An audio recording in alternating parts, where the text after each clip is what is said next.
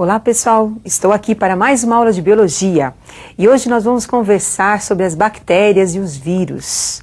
As bactérias, que são seres procariontes, apresentam uma célula primitiva, uma célula que não tem um núcleo organizado.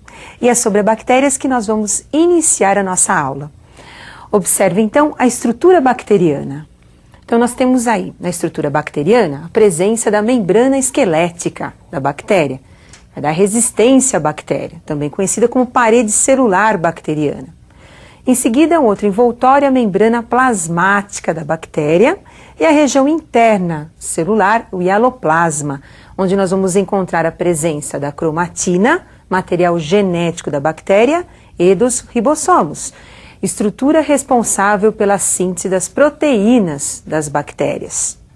Em detalhes aí, o material genético da bactéria. Então nós temos o DNA e o plasmídio, que é um DNA independente. O plasmídio é utilizado pela engenharia genética para a produção da insulina humana. E os laboratórios utilizam essa molécula de DNA para a produção de várias substâncias proteicas, entre elas, como já citei, a insulina. Então as bactérias, elas são utilizadas na produção de substâncias, como a insulina, como eu já citei, e também são utilizadas na produção do processo de fermentação dos alimentos.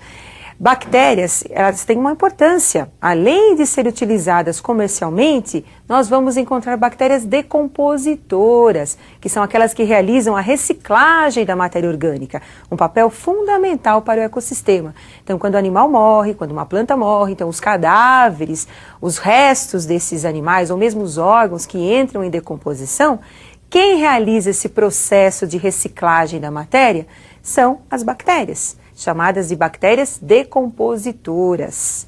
Nós temos também as bactérias simbióticas, que realizam processos no nosso organismo, por exemplo, as bactérias intestinais, que ajudam na fixação de nutrientes e no processo de digestão. Nos ruminantes, como a vaca, a cabra, nós também vamos encontrar bactérias simbióticas ajudando no processo da digestão. Então, pessoal, bactéria é um ser vivo muito importante, porque além de participar nas indústrias e também participar no processo de reciclagem, ela é um agente etiológico de várias doenças. O que é isso? É um agente que pode causar muitas doenças, patogenias, principalmente a espécie humana. E agora nós vamos conhecer algumas formas bacterianas. Então nós temos a forma coco, uma forma esférica, como vocês estão observando. 2 cocos, então eu tenho aí um diplococcus. Depois eu tenho a forma de bacilo, a forma de vibrião e a forma de espirilo. Observem também os estafilococcus e os streptococcus. Entre os parasitas que nós encontramos na nossa espécie, que estão parasitando, causando doenças na espécie humana, nós vamos encontrar a meningite, que é uma doença causada por um diplococcus, por exemplo. Cólera é uma outra doença causada por um vibrião, aquela forma que nós acabamos de observar nas bactérias. Então agora nós vamos mostrar as principais doenças causadas por bactérias. Acompanhem, por favor. Então, doenças causadas por bactérias, nós temos lá coqueluche, tosse comprida, a difteria, tétano, febre tifoide, gonorreia e a sífilis. Lembrando que a gonorreia e a sífilis são doenças transmitidas sexualmente. Então, são doenças que vão ser transmitidas através da relação sexual. Agora, vamos continuar com as próximas doenças. Hanseníase, meningite meningocócica, cólera, leptospirose, botulismo e tuberculose. Algumas dessas doenças você tem que estar revendo a forma de transmissão, como é que ocorre também a profilaxia dessas doenças. E os vírus? Aonde que nós vamos encaixar os vírus? Os vírus pertencem a um outro grupo, ao grupo dos acelulares. Então vamos lembrar a estrutura viral? Observem. Então nós temos aí glicoproteínas e lipídios formando o capsídio. O capsídio é o envoltório, protetor dos vírus. Nós temos agora o material genético dos vírus. Nesse exemplo, nós temos o material genético que é o ácido ribonucleico, o RNA. E aí a presença de uma enzima importante, conhecida como transcriptase reversa. Então, o nosso exemplo, o vírus tinha RNA. Mas nem todos os vírus apresentam o RNA, o ácido ribonucleico. Existem vírus que apresentam apenas o DNA, que é o ácido desoxirribonucleico, e o capsídeo. Então percebam que é uma estrutura muito simples. Como os vírus são parasitas obrigatórios, eles vão necessitar sempre de uma outra célula para a sua reprodução. E agora nós vamos conhecer um pouquinho sobre essa reprodução viral.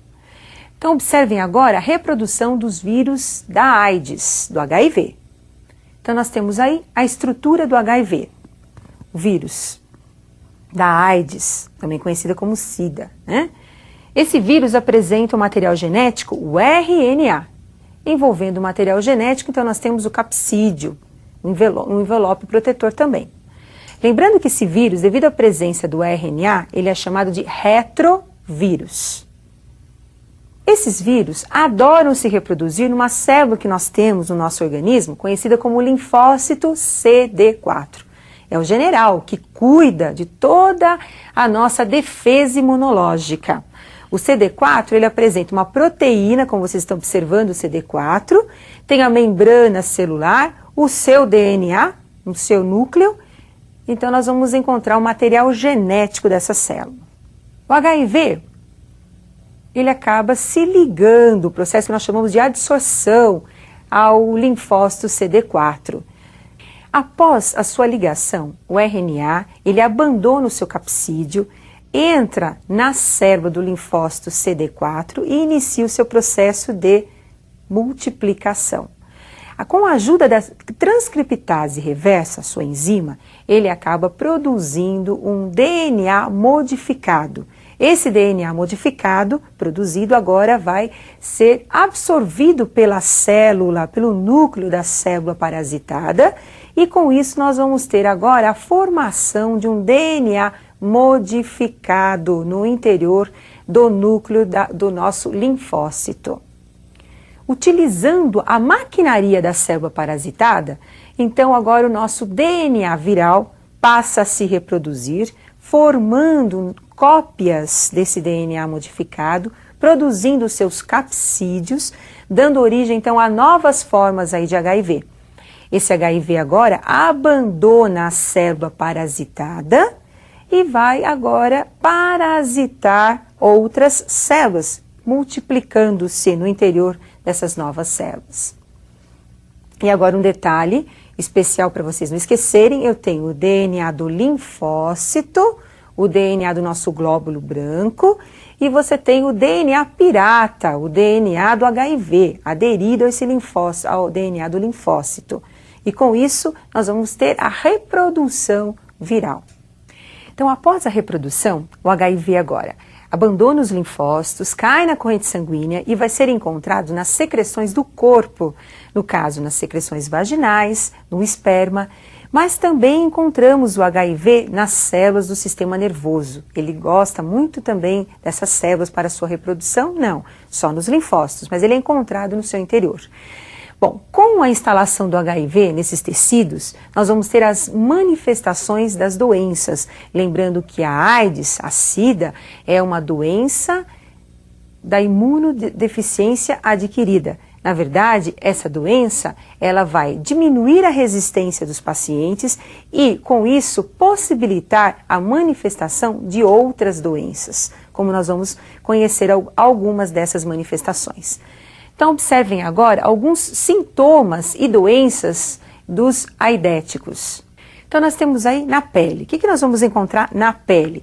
Então, na pele nós vamos ter, primeiro, as dermatites que são encontradas e uma ulceração, na verdade, pode ser chamada até de um câncer de pele, que é o sarcoma de Kaposi, que nós vamos encontrar formando uma espécie de feridas na pele dos aidéticos. Em seguida, nós temos também manifestação de fungos, manifestações também de outros vírus, provocando, em alguns casos, também a presença de herpes, devido à queda da imunidade nesses pacientes. Em seguida, nós temos aí o aparelho respiratório. O que nós vamos encontrar no aparelho respiratório? Então nós temos doenças ligadas à pneumonia, tuberculose, com a queda da imunidade, nós vamos ter a manifestação principalmente da pneumonia e tuberculose nesses pacientes. Sistema nervoso central, o aparecimento também da toxoplasmose, meningite, linfoma cerebral, demência, dependendo da região que o parasita estiver se manifestando e parasitando. No aparelho digestório, devido à presença da Candida albicans, nós vamos ter também a presença de sapinhos na boca desses pacientes, em todo o tubo digestório e no estômago também. Então nós temos um quadro de candidíase infectando o paciente. Nós temos também herpes, citomegalovírus, leucoplasias e bactérias que vão todas se encontrar no aparelho digestório. E no aparelho linfático nós vamos ter a presença de linfomas e a manifestação também da tuberculose nesse sistema. Hoje a droga mais utilizada no tratamento dos aidéticos é o AZT. Agora, fora a AIDS, nós temos outras doenças importantes que também são causadas por vírus. Vamos conhecer algumas dessas doenças. Cachumba, hepatite, a poliomielite, conhecida também como paralisia infantil, a raiva, rubéola, também conhecida como sarampo alemão, o sarampo, a varíola, febre amarela, que muitos acabam confundindo também com a febre malárica, a dengue, a AIDS e a herpes. Todas essas doenças que nós acabamos de estudar, elas são importantes, mas vocês deverão aprofundar um pouquinho mais o estudo sobre essas doenças, levando em consideração o agente etiológico, que é o agente causador das doenças, as formas de transmissão dessas doenças e também os sintomas dessas doenças, que são importantes. E eu aguardo vocês para a nossa próxima aula de biologia. Até mais, pessoal!